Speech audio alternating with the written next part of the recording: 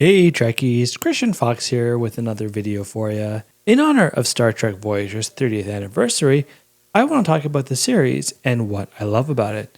Star Trek Voyager aired on January 16, 1995 on the now infamous UPN.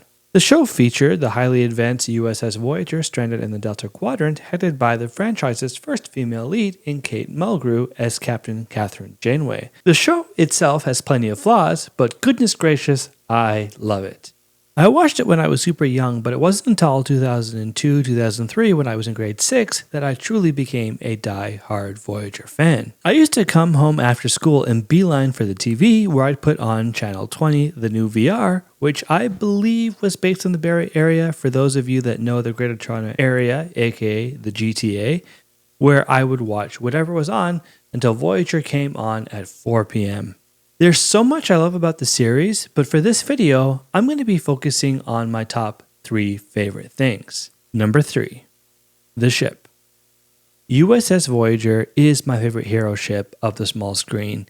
It's such an elegant and sleek-looking ship that looks great from almost every single angle. When I was super young, I hated that the saucer section, for the lack of a better word, was oval and not round like the Enterprise D or any of Kirk's Enterprises. But as I got older and got more comfortable with it, I fell in love with the ship.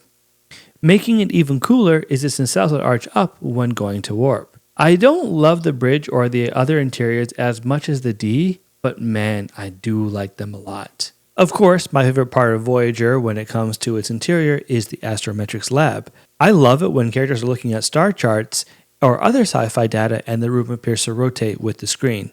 It obviously doesn't, but man, it looks cool. Overall, Voyager is one good-looking ship, and I desperately need a model of it. Number 2, the two-parters. Some of my favorites include the controversial Scorpion Part 1 and Part 2, when Janeway makes a deal with the Borg to defeat Species 8472. The less popular Basics, where the Kazon take over the ship and strand the crew.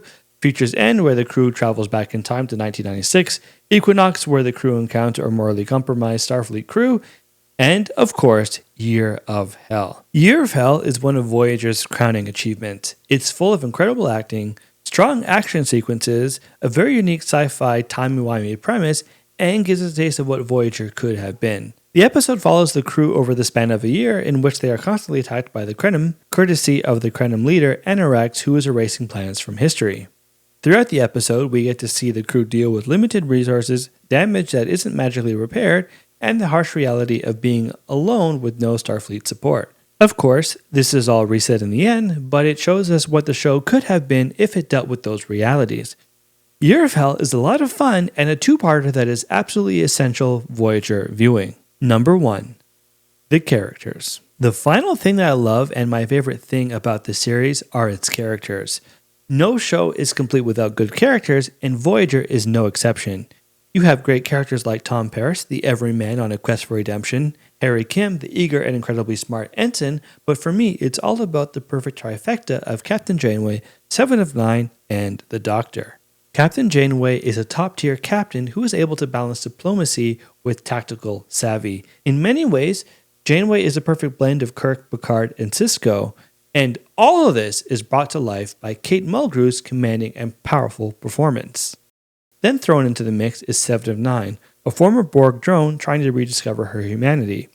7 is such a compelling character who's constantly dealing with the trauma of being assimilated by the Borg and trying to do right. On paper, 7 is a cool character, but it would not have been possible without Jerry Ryan's portrayal. I really don't think anyone else could have played her, and I truly don't know how she pulled it off. And finally, you have the Doctor, my favorite character of the series, and one of my all-time favorite characters in the franchise.